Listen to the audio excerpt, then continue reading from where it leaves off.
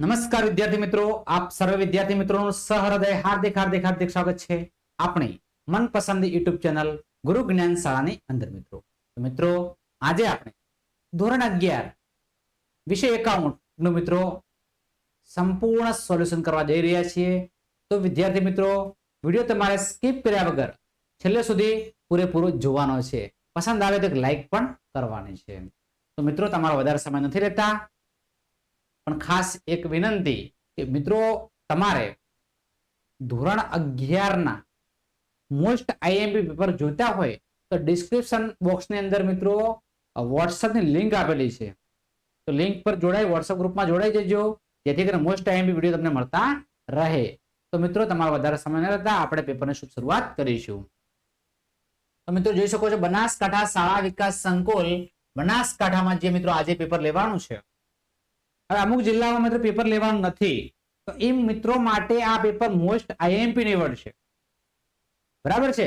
જે જિલ્લા પેપર બાકી છે એ આ પેપર મોડેલ પેપર તરીકે યુઝ કરી શકે છે. તો વિભાગ એ જોઈ શકો, વિભાગ એમાં મિત્રો 10 પ્રશ્ન પૂછાય છે. કેટલા પ્રશ્ન પૂછાય છે? 10 પ્રશ્ન. નીચે આપેલા વિકલ્પમાંથી યોગ્ય વિકલ્પ પસંદ કરી જવાબ લખવાના છે. પ્રશ્ન નંબર 1 છે, હિસાબી પદ્ધતિની મર્યાદા કઈ છે? નંબર એ નકારાત્મકતા જણાવે છે, આવું ના આવે. આર્થિક સ્થિતિ જણાવે છે, આવું પણ ના આવે. કરવેરા આયોજન, આ પણ ના આવે. નાણાંનું સ્થિર મૂલ્ય, શું છે? નાણાંનું સ્થિર મૂલ્ય આવશે. પ્રશ્ન નંબર 2 છે, રૂપિયા 10,000 નું ભાડું ચૂકવ્યું તે કયા પ્રકારનો વ્યવહાર છે? તો કેવો વ્યવહાર છે? સેવાના રોકડ વ્યવહાર છે. સેવાનો રોકડ વ્યવહાર છે. કયા આવશે? સેવાનો રોકડ વ્યવહાર. તો નેક્સ્ટ, જે તે રાજ્ય અથવા કેન્દ્ર શાસિત પ્રદેશની બહાર કરવામાં આવેલ પૂર્તિ વ્યવહાર માટે કયો કર લાગુ પડે છે? તો શું આવશે? આઈજીએસટી. કયો આવશે? આઈજીએસટી. આઈજીએસટી.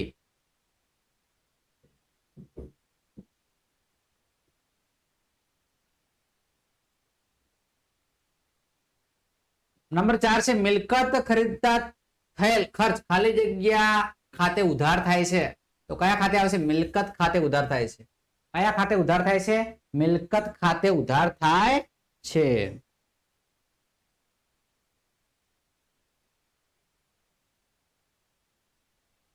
પ્રશ્ન નંબર 5 છે, માલને ઉધાર ખરીદી થાય ત્યારે ખાલી જગ્યા મિલકત વધે, દેવું વધે. મિલકત વધે તો દેવું પણ શું થશે? વધે છે. ચલો મિત્રો, સાચો જવાબ છે મિલકતની ઉધાર અને ખરીદની નિધિ ની નોંધ ખાલી જગ્યામાં થાય છે. ખાસ આમ નોંધ. શું થશે? ખાસ આમ નોંધ. પ્રશ્ન નંબર 7 છે, કયા પ્રકારના વટાવની ચોપડે નોંધ કરવામાં આવતી નથી? તો વેપાર વટાવ, વેપારી વટાવ નોંધ ચોપડે કરવામાં આવતી નથી. પ્રશ્ન નંબર 8 છે, નીચેનામાંથી કોના પેટા ધંધામાં પેટા નોંધમાં સમાવેશ થતો નથી? તો મિત્રો કોણ આવશે? ખાતા વહીનો. શું આવશે જવાબ? ખાતા વહી. તો મિત્રો આ પ્રશ્નોમાં જોતા રહેવું, વ્યવસ્થિત કરતા રહેજો. પ્રશ્ન નંબર 9 છે, કોને ચોપડાનો રાજા ગણવામાં આવે છે? તો ખાતા વહી ચોપડાને રાજા ગણવામાં આવે છે. ખાતા વહી ચોપડાને શું ગણવામાં આવે છે? રાજા ગણવામાં આવે છે. પ્રશ્ન નંબર 10 છે, તમારો લાસ્ટ એમસીક્યુ, કાચું સરવૈયું ખાલી જગ્યા છે. તો કાચું સરવૈયું શું છે? પત્રક છે. શું છે? પત્રક છે. દેખો આ મિત્ર જે બી વિદ્યાર્થી પેપર લખ્યું છે લગભગ 10 ઓપ્શનો સાચા છે. જોઈ શકો છો, એક પણ પ્રશ્નમાં ભૂલ નથી, બધા સાચા છે. 10 માર્ક્સ છે. તો મિત્રો તમારે કેટલા માર્ક્સ છે? બરાબર છે, લગભગ બધા સાચા છે. તમારે કેટલા માર્ક્સ છે કોમેન્ટ બોક્સમાં કોમેન્ટ કરવાની થાય છે. 10 માં તમારે કેટલા આવ્યા એ તમારે કોમેન્ટ બોક્સમાં કોમેન્ટ કરવાની થાય છે. ચલો, દ્વિનોંધીનામા પદ્ધતિ એટલે શું? તો દ્વિનોંધીનામા પદ્ધતિ એટલે શું? તો આપણે જસ્ટ લખી દઈએ. દ્વિનોંધીનામા પદ્ધતિ એટલે હિસાબો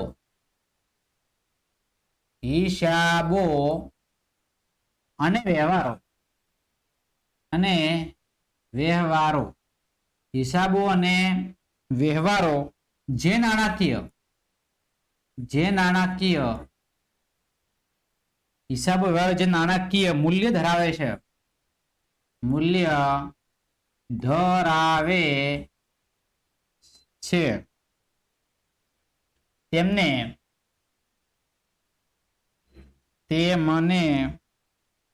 શોધવા અથવા વર્ગીકરણ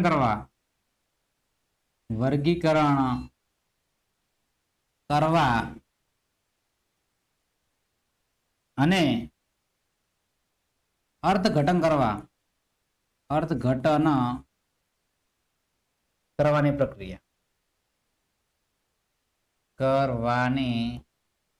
પ્રક્રિયા એટલે દ્વિનામી નામા પદ્ધતિ. હિસાબો અને વ્યવહારો જે નાણાકીય મૂલ્ય ધરાવે છે એને બોધવા અને વર્ગીકરણ કરવા માટે અર્થઘટન કરવાની પ્રક્રિયાને શું કહેવાય છે મિત્રો? દ્વિનોંધી નામા પદ્ધતિ કહેવામાં આવે છે.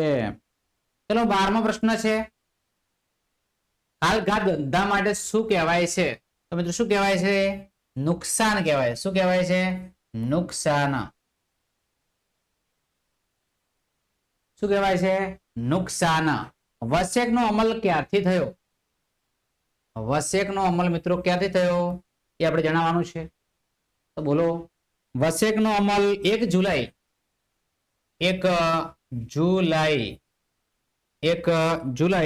2017. ઘણો સમય થયો નથી મિત્રો. 1 જુલાઈ 2017 થી વશેકનો અમલ થયો છે. હિસાબી સમીકરણ જણાવો. તો A બરાબર C plus L.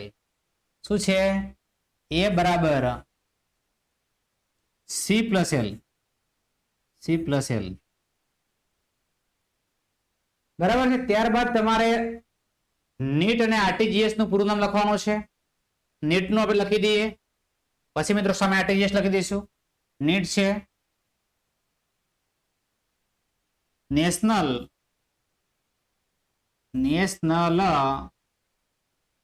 Electronic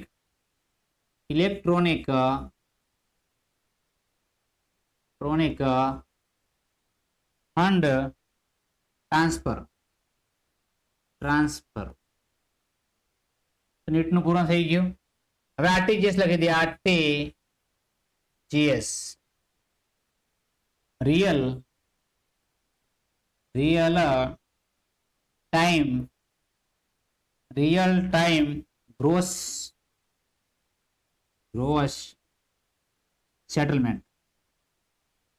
settlement.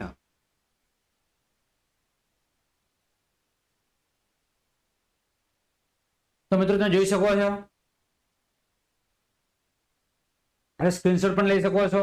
ચલો મિત્રો 15 માં તમારે કેટલા માર્ક્સ થાય છે જરા કોમેન્ટ બોક્સમાં કોમેન્ટ કરવાની થાય છે. આપણો એ અને બી પૂર્ણ થાય છે. માર્કિંગ તમારે અપ ખેંચવા માટે એ અને બી કમ્પ્લીટ રાખવો પડે. સી અને ડી માં તમે અનુસંધાન લખી શકો છો. આમાં તમે અથવા પણ મૂકી શકો છો. આમાં અથવા મૂકી શકાતો નથી. ચલો પેપર મોસ્ટ ટાઈમ બી જોઈ લઈએ, બાકી તમને આવડતું મળશે. આ સી છે આપણો પ્રશ્ન નંબર સી છે બાળકો, તમે જોઈ શકો છો. બરાબર. સી ના તમામ પ્રશ્નો જોઈ લેવા, જે પેપર બાકી છે આઈએમપી માટે ઉપયોગી થશે. ત્યારબાદ મિત્રો ડી ના તમામ પ્રશ્નો છે અહીંયા આપેલા છે, એ પણ અચૂક આપણે જોઈ લેવા. સ્ક્રીનશોટ લઈ સી ના પ્રશ્ન 23 નંબર છે, કોઈ પણ 3 લખવાના છે. 23 24 છે આ નંબરનો પ્રશ્ન છે. આ 25 નંબરનો પ્રશ્ન છે. આ 26 નંબરનો પ્રશ્ન છે. મિત્રો આ છે આજનું આપણું પેપર. વિદ્યાર્થી મિત્રો તમને અમારો વિડીયો કેવો લાગ્યો? પસંદ આવ્યો તો અચૂક લાઈક કરજો. ચેનલ પર નવા હોય, ચેનલ હજી સુધી સબસ્ક્રાઇબ ન કરી હોય તો ચેનલ અચૂક સબસ્ક્રાઇબ કરજો. બાજુમાં પેલા બેલ આઇકનને પણ પ્રેસ કરજો, જેથી કરી આવનારા વિડીયો નોટિફિકેશન આપ સૌ વિદ્યાર્થી મિત્રો મળતી રહે. ખાસ મિત્રો જે ડિસ્ક્રિપ્શનમાં જે વોટ્સએપની લિંક આપેલી છે એ લિંક પર ક્લિક કરી વોટ્સએપ ગ્રુપમાં જોડાઈ જજો, જેથી કરીને પરીક્ષા માટે મોસ્ટ આઈએમપી પેપરો મળતા રહે. જય હિન્દ, જય ભારત.